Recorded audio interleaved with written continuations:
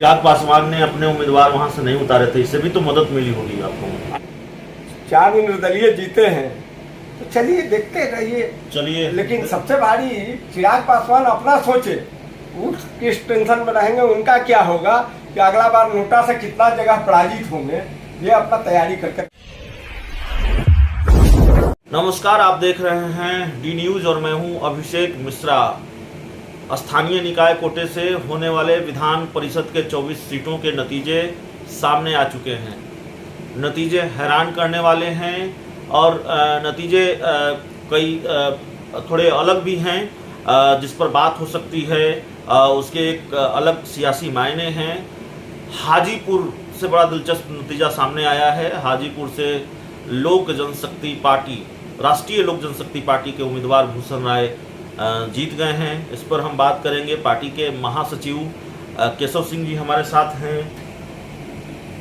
हाजीपुर से आपकी पार्टी के प्रत्याशी जीत गए हैं।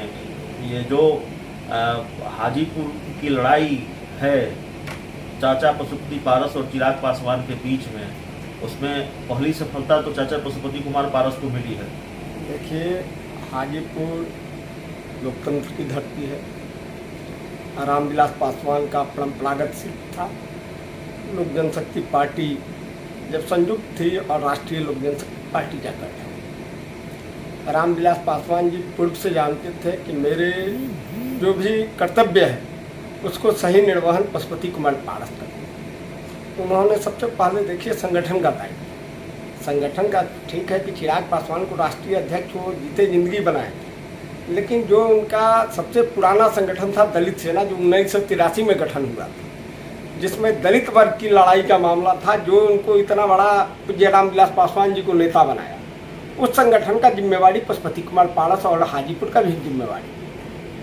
और हाजीपुर के लोगों को जो परिणाम दिया है, नतमस्तक होकर स्वीकार करते हुए उनको बधाई देना चाहता हूँ, उनका आभार व्यक्त करना चाहता हूँ कि आपने रिजल्ट में राष्ट्रीय लोक जनशक्ति पार्टी को जिताया। साथ साथ यह प्रमाणित करने का काम किया कि रामविलास पासवान जी राष्ट्रीय लोक जनशक्ति पार्टी का असली उत्तराधिकारी पशुपति कुमार पारस है, और उस पर मुहर लगाने का काम किया, जो सर्वविदित है, सबको ही जान गया। चिराग पासवान ने अपने उम्मीदवार वहां से नहीं उतारे थे, इससे भी तो मदद मिली होगी आपको। अरे चिराग पासवान उम्मीदवार नहीं उतारे, लेकिन वायरल वीडियो तो आप लोग खूब चलाए कि उन्होंने आरजेडी के उम्मीदवार के लिए वोट मांग रहे हैं, और वो तेजस्वी और न जाने कितने कितने बड़े बड़े लोग, भूप लोग लगे हुए थे, और सब कुछ को हम लोग पछाड़ करके वहाँ ऐतिहासिक जीत दर्ज कराए हैं, और पूर्व में भी वह सीट हम लोग जीतते रहे। लेकिन चिराग पासवान अगर हाजीपुर सीट से अपना उम्मीदवार उतारते तो टेंशन बढ़ सकती थी, मुकाबला और कड़ा हो सकता था।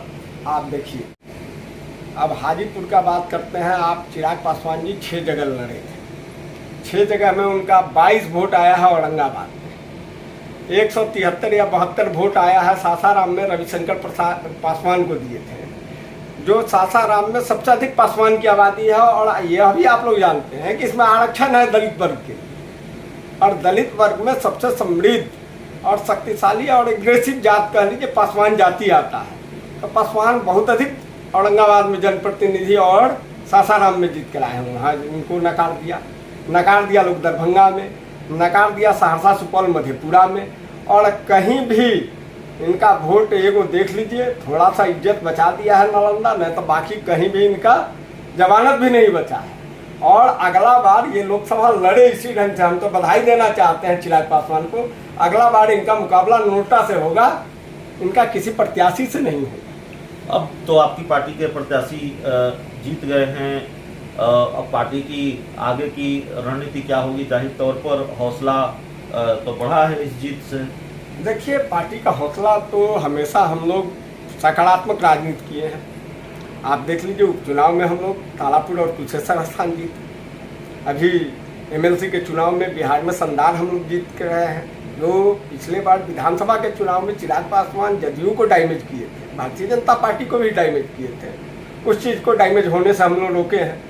यानी साफ शब्दों में कह लीजिए कि जो दलित संवर्ग का वोट था, चाहे परंपरागत जो लोक जनशक्ति पार्टी का वोट था, उस वोट को हम लोग डाइवर्ट कराए। आप कह रहे हैं कि जो सियासी तिकड़म या जो सियासी खेल चिराग पासवान ने बीजेपी जेडीयू के साथ खेला, उसका नुकसान बीजेपी जेडीयू को हुआ, लेकिन उसके नुकसान के असर से राष्ट्रीय लोक जनशक्ति पार्टी वंचित रही। उसका नहीं, राष्ट्रीय लोक जनशक्ति पार्टी नहीं वंचित रही। जो 2020 में जो हानि पहुंचाए थे उस चीज को एमएलसी का चुनाव में हम लोग तारापुर जीते, उपचुनाव एमएलसी के चुनाव में शानदार प्रदर्शन किए और बोचहा जीतने जा रहे हैं। तो चिराग पासवान ने तो कहा है, आखिरी सवाल है हमारा आपसे, चिराग पासवान ने कहा है कि एनडीए की टेंशन बढ़ी हुई है।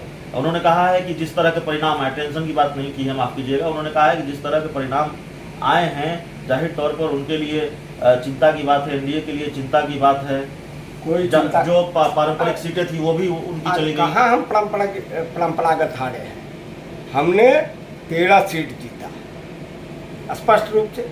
2 निर्दलीय हमारी गलती से हमारे लोग थे, जैसे छपरा से सज्जानंद राय, महेश्वर सिंह मोतिहारी से, और उसमें उनको जिताने में ठीक है स्थानीय एनडीए का बहुत बड़ा हाथ है।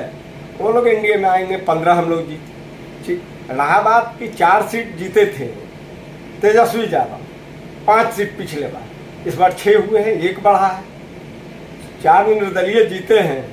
तो चलिए देखते रहिए, चलिए। लेकिन सबसे भारी चिराग पासवान अपना सोचे, वो किस टेंशन में रहेंगे, उनका क्या होगा कि अगला बार नोटा से कितना जगह पराजित होंगे, ये अपना तैयारी करके। चिराग पासवान नोटा की चिंता करें, राष्ट्रीय लोक जनशक्ति पार्टी और चाचा पशुपति कुमार पारस की चिंता न करें। अगली बार वो नोटा से भी हारेंगे, ये कहना है केशव सिंह जी का। तो गदगद हैं जो परिणाम आया है विधान परिषद के चुनाव का। इस पूरी खबर में इतना ही, इस पूरी रिपोर्ट में इतना ही। बहुत बहुत धन्यवाद।